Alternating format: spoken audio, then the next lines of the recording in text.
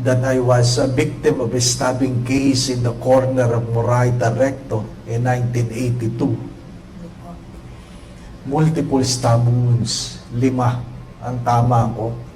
And I brought myself to FEU Hospital after 2 hours because the only hospital I know during those times was UST.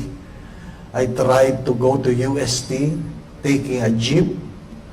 Nagkamali ako na sinakyan, nauwi ako sa Quiapo. Ano po? At nung nalaman ng mga tao na papunta ako sa hospital, tinuro ako sa FEU. Sabi ko, sana nung sinaksak ako, tinuro na sa akin yung FEU, parang doon na lang ako tumakbo. Malapit sana. Ano po? After 2 hours, everything is painful. Wherever they touch you, it's painful. Ano po? Ha? I need to be operated. Half of my body begins to paralyze. And dumating ang nanay at tatay ko, sabi, kailangan natin operahan. Kailangan ka daw operahan. Ano? Habang umiiyak, sabi niya, paano yan? Wala tayong pera. Okay. Parang gusto mo nang tanggapin, hindi na ako maoperahan. Walang pera, di ba bata? Pumayag naman ang doktor na promissory note. I was operated. After 2 days, bumalik yung dating pakiramdam ko. I do not know if you know this story, that I asked the doctors if I can be allowed to go out because during those times, the bill was already piling up. After 1 week in the hospital, ang sinisingil ay 26,000. In 1982, that's a big amount of money. 26,000. Sabi ko, Dok, pag hindi niyo ako pinayagang lumabas at maghanap ng pera, ay lalong lalaki yan. And the doctor was kind enough to say, sige, palalabasin kita. Pero hindi ko tatastasin ang tahi mo pag hindi ka nagbayad. Ano po? Bigyan kita ng 14 days. Ano po? Lo and behold, I've been walking around Metro Manila looking for money. Ha? Nanghingi ako kung sino man ang pwedeng hingang ko. Tumaya ako sa high alay na 2 beses na hindi naman nanalo. Ano po? Nag-iisip ako sa harapan ng simbahan kung sino pwedeng magbigay. I beg for money. Literally, I beg for money. Ha? Pag ikaw ay may pangangailangan, halos hindi ka na kumakain. Ha? Wala talagang makuha. Pero matalino yung doktor. Bakit? Bago mag 14 days, natutuyo yung sugat, ang kati pala. Ano po? Ang kati. Sabi ko, ang talino ng doktor. Mapipilitan ka talaga bumalik sa hospital, di ba man? Sabi ko sa kapatid ko, ikaw na lang ang magtanggal. Ikaw na lang. Sabi niya, paano pag na-infection? Oo nga. So, wala talagang pera, pero makati na. Bumalik ko sa FEU Hospital. And the doctor accidentally was in the front door. And when he saw me, he said, oh ano, kumusta ka na? Sabi ko, Dok, Makati na. Sabi, tingnan natin. Dinala niya ako sa likod ng hospital. Hubad. Nakita niya, ang galing ang bilis bumalik na sugat mo. Tapos, pinunasan na yan. Nilagyan na ng agwa oxinada. Ano po? Alam niya naman yan, ang mga nilalagay noon, bumubula-bula pa, di ba? Agwa oxinada. At nagsimula siyang tanggalin yung tahi ko. Hindi ko muna sinasabing wala ako dalang pera. Ano po? Sabi ko, Lord, alam mo namang hindi na ako magsisinungaling, pero mamaya na lang pagtapos na. Mamaya na lang. Tinapos naman ng doktor. Ano po? Tinapos niya, nilagyan ng Band-Aid, 5 Band-Aid. Ano po? Before I was able to say, Dok, wala akong pera. Sabi niya, ang swerte mo, Totoy. Ang swerte mo, Totoy. Tinanggap ng DSWD ang kaso mo. Bayaran mo itong Band-Aid. 25. Ano pa? 25 cents. 5 pa lang ang Band-Aid. No? 25 cents. That was the first time I cried in public. First time. We are taught never to cry. But that was the first time I cried in public. And it was the first time I made my public profession. Sabi niya, ba't ka umiyak? And the first time I said this in public, kasi po, napakabuti ng Diyos. First time I said in public. Ano po? Ay, sabi na, sige, tama na. Ano po, tama na. So, sabi niya, sabi ko lang sa doktor, at least, Doc, yung man lang 6,000 may balik ko sa inyo. Sabi niya, don't worry about it. Don't worry about it. And after 6 months, ang amin pong nanay ay nag-aalaga ng baboy, nagpapaanak ng baboy. Ano po? After 6 months, nagkaroon po, nanganak po yung isang inahin. And just enough, we were able to raise 6,000. At dahil ang pangako ko, so dala ko po yung 6,000 uli sa hospital. And I was looking for the doctor. The name of the doctor was Dr. Roman Cruz. And I was looking at the directory. There was no Dr. Roman Cruz. There was no Dr. Roman Cruz. So I asked the information, I asked the guard, kailan po nag-duty si Dr. Roman Cruz? Sabi ng guard, wala ko kaming Dr. Roman Cruz dito. Tanong ko sa information. So tinanong ko sa information, kailan po nag-duty si Dr. Roman Cruz? Sabi, wala kaming Dr. Roman Cruz dito. Sabi ko, hindi po, siya po yung nag-opera sa akin. Siya po yung pumirma ng aking medical certificate para makabalik sa school. Sabi nung information, pumunta ka lang doon sa loob, ha? Tanong mo na lang. Tanong mo na lang. So I went to the information office, another office, kung saan nakatago yung mga documents. Sabi ko, saan po naka-assign si Doc Roman Cruz? Sabi niya, wala kami. Sabi ko, pakicheck po ninyo. Meron pa akong record na hospital ako ng February. Ano po? Sabi niya, ano pangalan mo? Upon checking my records, wala akong record sa FE Hospital na operahan. Ano po? Wala akong record. So, up to now, hindi, tinago ko na lang yung 6,000. Up to now, I have not met again my doctor, Dr. Roman Cruz. Ano po? 1982. 1982. Nung gumagaling na ako, sabi nung kapatid ko, sabi niya, so paano ngayon? Magpapakri ka na. Sabi ko sa kanya, nasaksak lang, pare agad. Diba? Gusto ko maging mechanical engineer kasi yung aming dalawang tiyo nasa Saudi dati. Ano po? Nasa Aramco. Tuwan-tuwa kami. Tuwing umuwi yan, ang daming balikbayan box. Ha? Ang daming regalo. Ang daming chocolate. Ano po? At sa pinakamaganda nun, Betamax. Ano po? Hindi na inabot ng kabataan yung Betamax. Ano po? Baka pinakainabot nila VHS. Ano po? Betamax nun. Ha? Namumugto na yung mata mo kapapanood ng Betamax. Ano po? Sabi ko, pag mechanical engineer ako, I want to go to Saudi. Ano po? But lo and behold, after 10 years working, I was called to the priesthood. I was called to the priesthood. I was already engaged. Hindi ako bigo sa pag-ibig. Excuse me. Mukha ba akong bigo sa pag-ibig? I was already engaged. And we're supposed to get married already. And I told her, Sabi ko lang, I'm not feeling well. There's something bothering me with regard to our decision.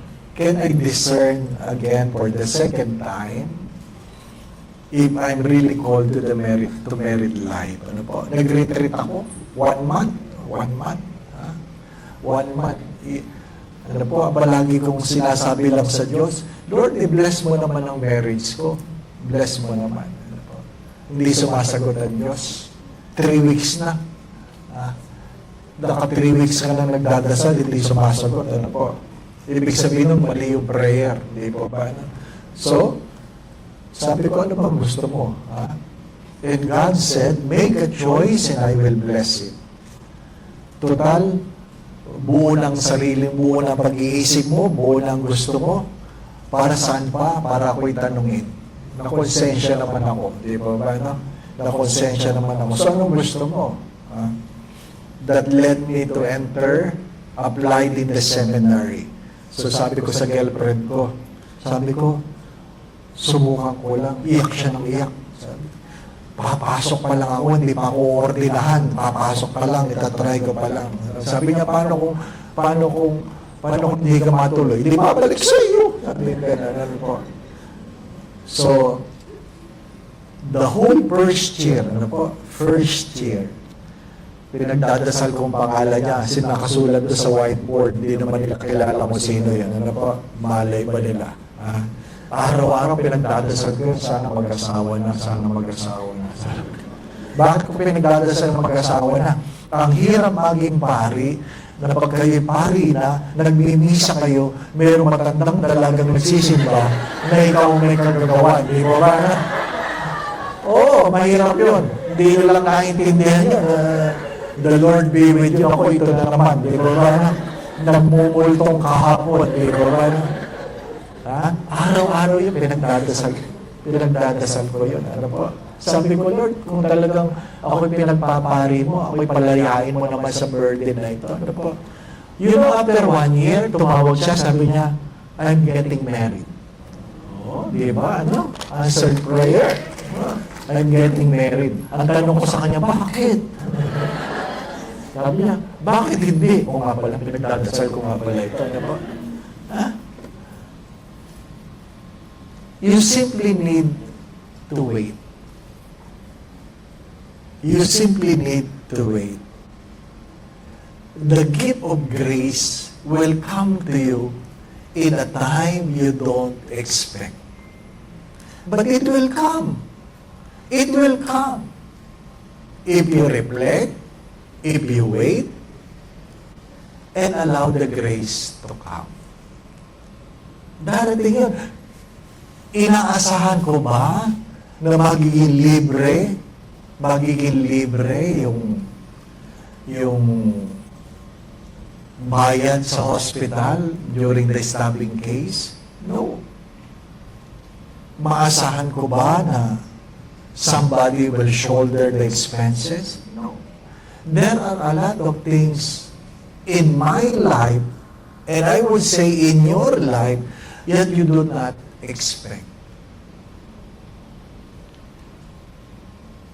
Sabi nga kanina, ni Doc Giselle, ano po, I had my own depression, na-depress ako, ayaw kong kumain, ayaw kong lumabas ng kwarto, ayaw kong makakita ng tao, I don't listen to anybody.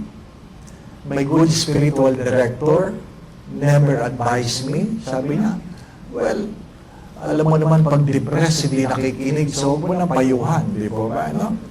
Tanungin mo lang, kumusta ka na? So every day, the only thing I can hear from him, kumusta ka na? Hindi ako nasagot. Because I know I'm not well, I'm not better. But every time, every day, every time I open my door, every time I put my hands to the doorknob, two things I keep on saying. Sabi nga nito kanina, alam ko, Lord, na mahal mo ako, at alam mo, mahal kita. That's the only thing I know as of the moment. Pag ikaw ay nakalubog sa problema, hindi mo alam ang solusyon, Hindi mo alam kung saan ka pupunta, hanggang kailan. Pero dalawang bagay ang mahalaga. Because of grace, alam mong mahal ka ng Diyos. At sana alam mong mahal mo ang Diyos. In 2022, I was paralyzed. I was paralyzed. Completely paralyzed. Not half, but completely paralyzed. Ano po? I was brought to Cardinal Santos because the priest of the Archdiocese of Manila is treated in Cardinal Santos. I see to it that I know my doctor. Ano, sino yung mga doktor ko? Ano po? Para alam ko na kung sino pasasalamatan ko. Nung na-stroke ako, nadinig ko yung doktor ko sa emergency room. Kaibigan siya ng isang doktor ko rin. Ano po? Sabi niya, tinatawagan niya yung kaibigan ko, doktor, sabi niya, Father Dave might not make it. Father Dave might not make it. Gusto ko, ano kaya itsura ko? Ano kaya itsura ng might not make it na ano po, na nadinig ko? Even though I was completely paralyzed, I can still hear and I can still talk. Even though I cannot move anything, I cannot feel anything, I cannot even open my eyes, but still I can hear somebody saying, he might not make it. I know, ano po, how I feel. But after the next day, I was beginning to regain my senses. I was beginning to feel if they touch my hands, my feet. And the friend doctor that she was calling came at sabi niya, alam mo si Dr. nagsimba. Nagsimba. Sabi ko, bakit nagsimba? Dahil sa milagro nangyari sa iyo. Nangyari sa iyo. I know reasons why some doctors don't go to Mass anymore. Ano po? Pero ang sagot ko, dahil nakita niyang milagro sa akin, sana siya na lang ang na-stroke. Di ba? At sa kanya na lang ang milagro ang Diyos. Di ba ba? Ano? Pero pagkakisan, gano'n talaga ang buhay. Sometimes our own experiences is an eye-opener to other people. Ang sarili natin mga pagluha, pagkamisan, ang nagdudulot ng aral sa ibang tao. Ang malaking struggle ko nung ako'y na-stroke, siyempre, completely paralyzed. After so many procedures, at 1:30 in the morning, the nurse in charge, sabi niya, Father, ililipat ka na po namin sa ICU. Kasi nadinig ko, pinag-uusapan nila ako 1 week sa ICU, 1 month sa hospital. Nakaplano na ang buhay mo, di ba? Hindi ka naman makatanggi. Kasi paralyzed na, di ba? No? Nakakatawa nga yun, pinapasok ako sa MRI, nakapasok ako ganyan, pinapasok. Sabi, Father, huwag kayong gagalaw, ha? Huwag kayong gagalaw. Paano makakagalaw? Paralyzed na, di ba? Ito mga doktor na ito, gagalaw. Kami siya, nakakalimutan nila, paralyzed yung pasyente nila. Ano po? So, 1:30 in the morning, sabi, Father, lilipat ka po namin sa ICU. Ano po? Opo.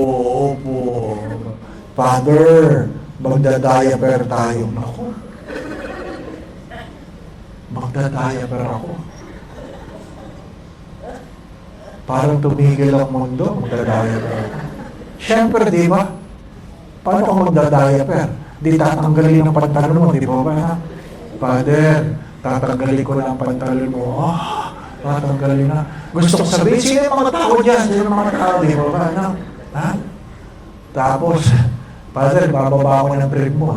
Lord, makikita na nila. Sino kayo mga tao dyan, di ba? Ang hirap nun, Bakit? Pare ako eh. Pare ako. Di pa ako, the Lord be with you. Yung mga nakakita ko na yan. Diba? Mag-ingat ka, Father Alman. Ano ba? Di ba? Hindi mo alam. Hindi ka makakapaghanda. Di ba ba? Ano? It took some time for me to accept an invitation to say Mass in Cardinal Santos. Talagang kaya ko yung talk, pero yung ini-imagine ko, sino yung mga doktor na nandun, mga nurse, di ba? Ate sila. I'm sure meron doon. Ano po? Tawa lang sila ng tawa. Ano po? Ang hirap, di ba? No? Sabi ng kasama kong pare, no, ako'y naka-recover, sabi niya, bago ang break mo, bago ang break mo. Mali ko ba kung may stroke ako, di ba? Na magbasunod ako ng bagong break, di ba? Kahit pare ka o madre ka, wala, pare-parehas lang yan, di ba ba? Ha? Pero mahirap talaga. Mahirap. Ha? Kaya paminsan-minsan. Kasi masarap matulog ng gula-gulanit, di ba ba? Pag kinuha ka ni Lord, gula-gulanit. Sabi, ba't ganyan naman yan? Di ba ba? Be prepared. But don't worry. Don't rush.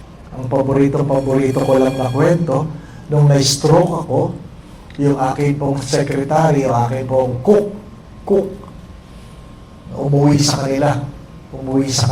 Yung nanay niya, dating mother butler ng parokya na pinaglingkuran ko, na may stroke na, sabi niya, Nay, si Father, hindi magandang kalalagayan, na-stroke.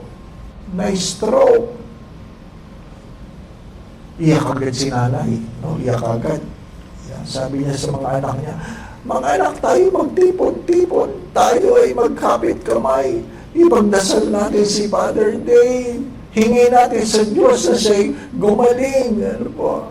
At sila ay nagkapit kamay. Sabi niya, sabay-sabay nating dasalin. Bless us, O Lord, in this thy gifts.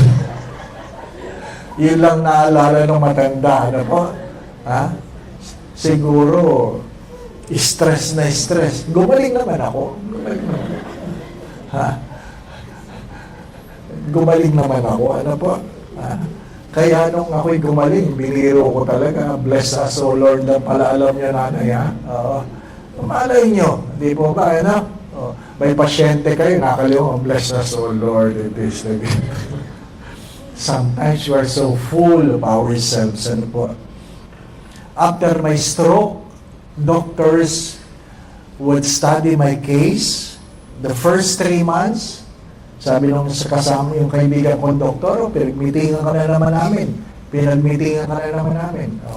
Pinag-aralan lahat ng gamot. Ano sabi? Ay, wala kami makuha. Mag-meeting na uli kami. Ano po? After another 3 months, 6 months after the stroke, nag-meeting na uli sila, sabi, ano na conclusion? Wala na, tinabi na ang kasa mo. Sabi niya, milagro ka lang talaga. At least, di po ba, ano? So, early this year, I was invited to speak before the Stroke Society of the Philippines. Ano po? Mahirap yung ikaw nagsasalita, tapos alam nila, ikaw pala yan, ano ba, ano? Yan pala yung may stroke, di po ba, ano? Kilala nila lahat yung doktor na sinasabi ko. Malin ko, di ba? If you cannot be a good example, at least you can be a bad example. Di ba? At least you are an example, no? Nung ipinasok ang tatay namin sa hospital, he spent 19 days in the ICU before he passed away. Torture. Ano po? Kasi hirap na hirap akong tingnan ko ang tatay ko na naka-intubate. Ano po? And I was in the chapel, I was kneeling and I asked that, Lord, sana naman may mag-anoint sa tatay ko. Sana naman may mag-anoint. Sana naman. Tagal ko nakaludod. Sana naman may Sana naman. And I hear God says, bakit hindi ikaw? Oo nga pala. Pari nga pala ako. Ano ba? Nakalimutan ko, pari ako. Oo nga pala. Pag ikaw yung nasa problema, nakakalimutan mo kung sino ka, hindi po ba? Ano? Stay focused. Ano pa? Pagka minsan nakakalimot tayo, Hindi tayo ilalagay ng Diyos sa sitwasyon na hindi natin kayang panindigan. Stay focused. Andyan ka for a particular purpose. So, stay focused. Stay focused. Second, palagi ko itong kinukwento. Ano po? Kinukwento. After doon po sa misa sa patay, iyakan ng iyakan. Iyak. Lahat? Ano ba naman ito? Iyakan. Ano po? Pagkatapos ng misa, sabi ng nanay, sana Father, pag may namatay, sabay-sabay na lang. Sabi ko, bakit naman po? Para wala nang iyakan. Kaya sabi ko sa kanya, hindi naman ako tama yan, nanay. Sabi, bakit naman, Father? Inimbitahan niyo lang ako mag-misa sa amin. Hindi naman tama yan, di ba? Hindi naman tayo sabay-sabay dumating, di ba ba? Ano? Siyempre, yung mga unang dumating, unang aalis, di ba ba? Ano? At saka sinasabi ko na ito ngayon, ladies first, di ba? Di ba, Dok? Ladies first. My dear friends, my brothers and sisters, you cannot change life, but you can always have a new perspective. You cannot control your situation, but you can always have a different attitude. Ang pinagkaiba lang ngayon ay sino ang meron tamang pananaw. Wherever you are, whether you're in church or hospital, whether you're in airport or weddings, it doesn't matter. Because what is happening around you is nothing compared what is happening inside of you. And do not forget this. Do not forget this. All things work for good on those who love the Lord. Amen.